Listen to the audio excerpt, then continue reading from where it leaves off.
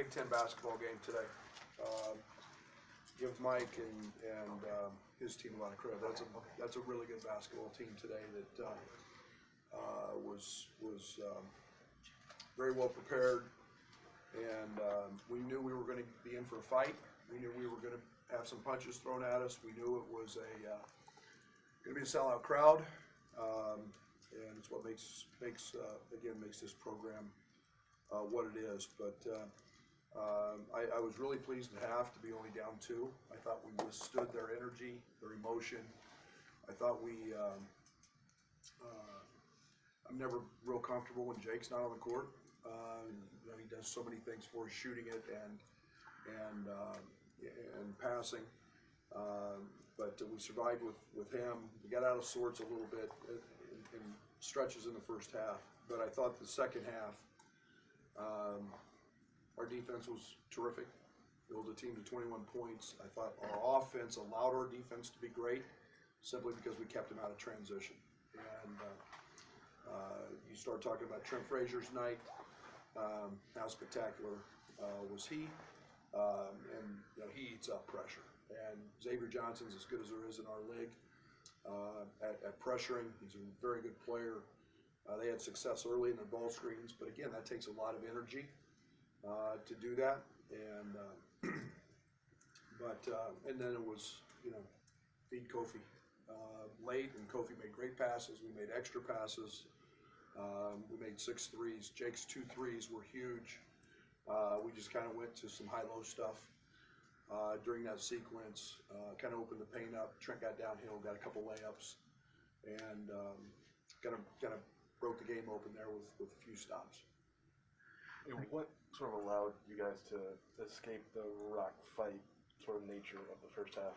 Yeah, I thought it was that sequence right there. I mean, it's a really close game, and Jake hits a couple of threes, and we're, it's just kind of a grind it, and they're so good defensively, and we got a couple good looks and missed them, and we liked what we were running, and Luke got a clean look, and Jake had one earlier, and we went to that, and then defensively, we got stops and forced some tough shots. I thought we did a terrific job on Parker.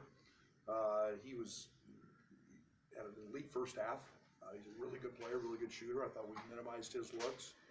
And then Kofi did a good job of one-on-one isolation defense against Trace.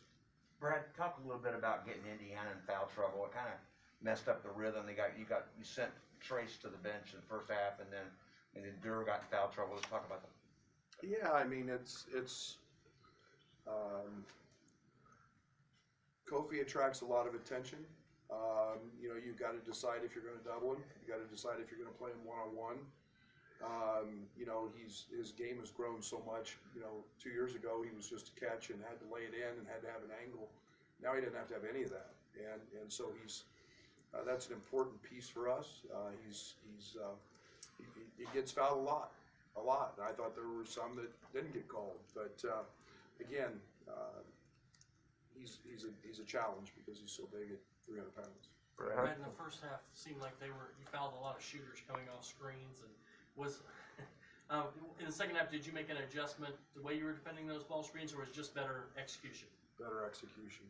We talked about it. We felt like our half-court defense was pretty good in the first half. We just fouled them, and we had a silly back tap play. We tried to back tap. We had one that was on the wrist and on the elbow, and just plays you can't do. You can't foul shooters, and we preach all the time. Those are defensive mistakes, and we just executed better at that. Greg, you mentioned the follow-up on Trent Frazier and Xavier Johnson matchup. First half, the stat sheet looked pretty even. Is that something that you talk about at halftime, or does Trent know that that's just something that he's got to? The one thing I never worry about is Trent Frazier ever getting tired. Okay, and he is. I've said it many times. He's the Energizer Bunny. He can break people with his conditioning, and he is special. I mean, very, very special when it comes to that. He hardly ever gets tired.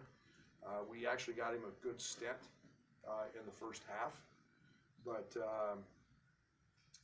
it's I thought was a factor in the game. Maybe not. They may disagree, but I thought, you know, that Trent wore them down a little bit with that, and it's hard to pick up full court. A tribute to Xavier, because he's a really good player and one of the better guards in this league. And you know, I thought Trent second half just kind of got him tired a little bit. When you're in a You've now won. Go ahead. when you're in a stretch right now, what you guys are going in this league, where you're playing tough place to play after tough place to play after tough place, is the grind more physical or mental or both? You know, I think every game has its own personality, its own identity. This one was different than Wisconsin. You know, you've got different challenges. I think it's you know, everybody talks about. You guys talk about it. I don't. The dog days of February or whatever. I don't. You gotta understand your clear picture of what you're playing for, and how you go do that.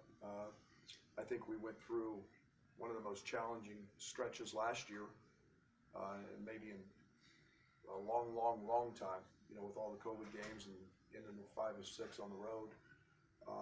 So it is what it is. It's the best league in the country. Every venue's hard and challenging, and we're going to go from Assembly Hall to Mackey, and we can't change that. So we're going to show up and hopefully bring our best game and best effort. Coach, on that note, you guys have won 13 of your last 15 Big Ten road games. What have you noticed about the confidence or just the approach when you walk into a building like this and the ability to win? And what's that evolution been like for your program, you think?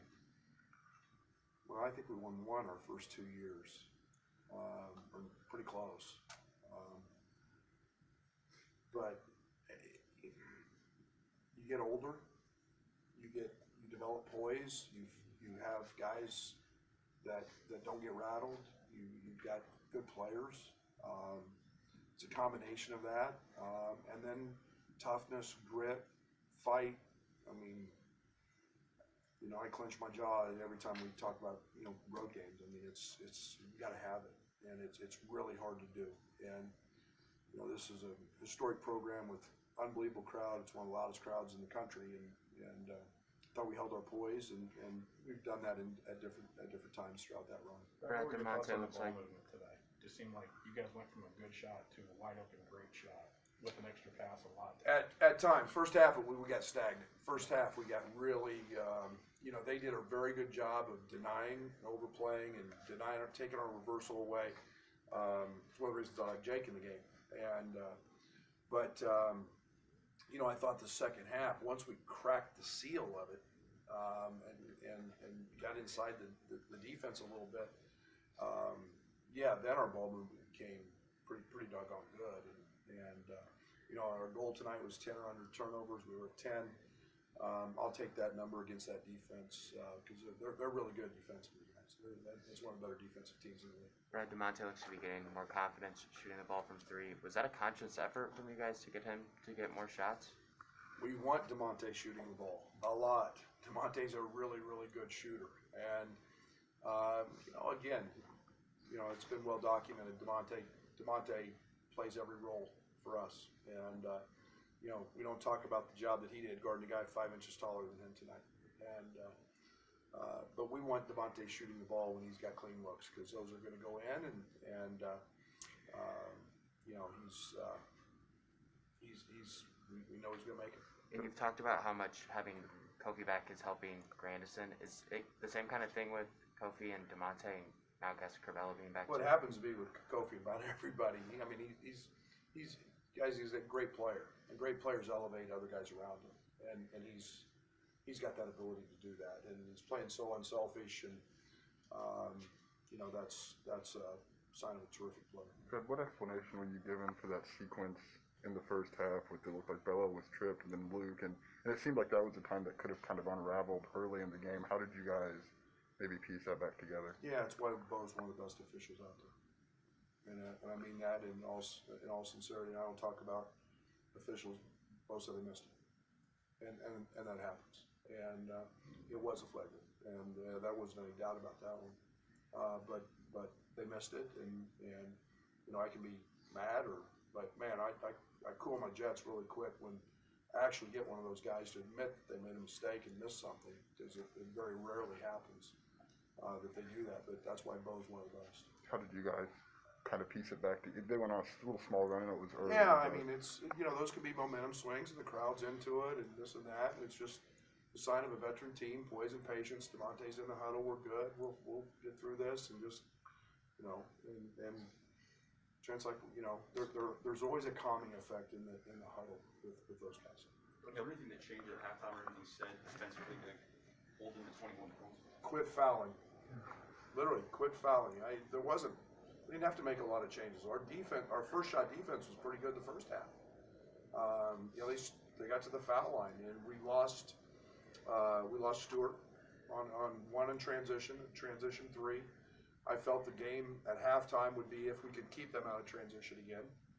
And, that's which comes first, great defense or great offense but I thought our offense had a lot to do with us playing really good defense. But if we can keep them off the line, I felt pretty good about it.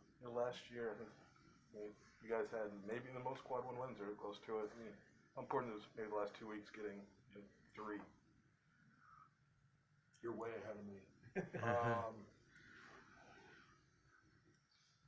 Again, it's game by game. I look at it at the end of the year. I don't even know how many we had last year. We've got singular goals, we've got team goals, and the next one's Purdue, and they're quad 1 obviously. They're 2 or 3 in the country, and I don't look at it, but yeah, I mean you want to obviously win games and build the best resume you can at the end of the year, so you're in the best position you can be. But do I look at it? No. I don't. Kofi was 1 for 5 from the field at one point. What changed in the second half for him to put it together? We got him the ball, and first of all, a little deeper. Secondly, Derek, he was a little more aggressive. He shot a couple off balance. Kofi doesn't usually shoot balls off balance much, but he was pretty dialed in. The second half, he had a little more assertiveness. But especially with last year being empty, it seems to me like it's been a while since you guys have been in an atmosphere. Like, I know you've had road games. This is a pretty good one. Was there a discussion with your guys to kind of understand how to withstand some of those big swings in the building? We just talked about poise. We talked about echoing calls. The one thing that's really challenging is you verbalize a call and making sure that the guy on the other side of the court hears it. And but other than that, we've kind of been there, done that before. Brad, I'm just wondering how you're going to talk Kofi into maybe staying another year after this year. We'll deal with that then. Right now, it's Purdue. In the first half, you guys maybe hesitated on some open looks. Was that by design because they were going to close out hard and you were going to put it on the floor, or was it?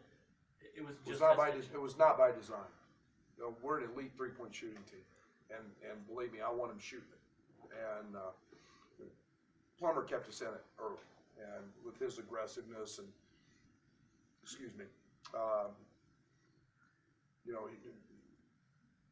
we never want to turn it down. We've got to find that right balance, and I want them to have the right balance of understanding. Okay, Kofi's gone 3 trips without one. We probably need to get him one, and or vice versa. So it's I got a little concerned in the first half against Wisconsin because we were Kofi, and we weren't getting those other guys enough looks. So it's a fine balance, but I never want them turning shots down. When the schedule came out in August, did you have any special thought about a home game in Indiana in front of a big crowd in February? I just know that I have no control over it, and it's literally, guys, and I'm shows how simple I am. I think I don't look ahead. I just look at the next game. And when they called me a week ago, 2 weeks ago, whatever it was, and said they were going to have to move the Purdue date, I said, no, that'll be an interesting, Indiana swing. So it is what it is. I don't change it. I really don't waste much thought on dwelling on something I can't control. Right, you said you always want Jake in the game, but is there something to be said for being able to put RJ and Luke in a situation like you did today and have? Oh, absolutely. And I hope it shows my confidence in it. That those young guys can play, and I'm in. Those guys are good players. They can do some good things.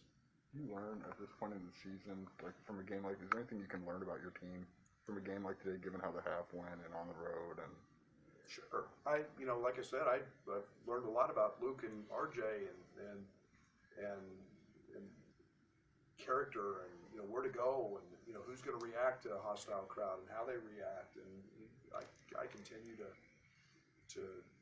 learn every game something. Brad, I know Kobe doesn't get all the credit in the world defensively most of the time with Devontae and Trent. How important was he kind of on Trace to kind of open up everybody else in that kind of important run there late in the game? Kofi's an elite defender,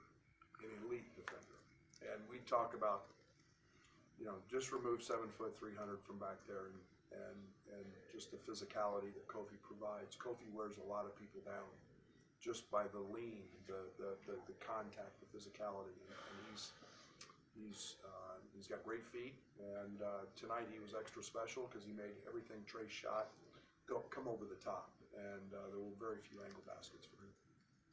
Coleman comes back tonight, gets 9 minutes, a little bit more productive and more engaged. Great defensively. Yeah. Great defensively, and it was a great defensively. I mean, I can't say enough good things about him. He made a big stunt play that deflected a ball late. I knew we would need his size, with Race, who I think is one of the most improved players in our league. But again, it gets harder when you feel so good about DeMonte and you feel so good about Jake and the rhythm that they're in. But Coleman's growth, and he showed some today, was tremendous. 2 questions. You got it. And then we can wrap up.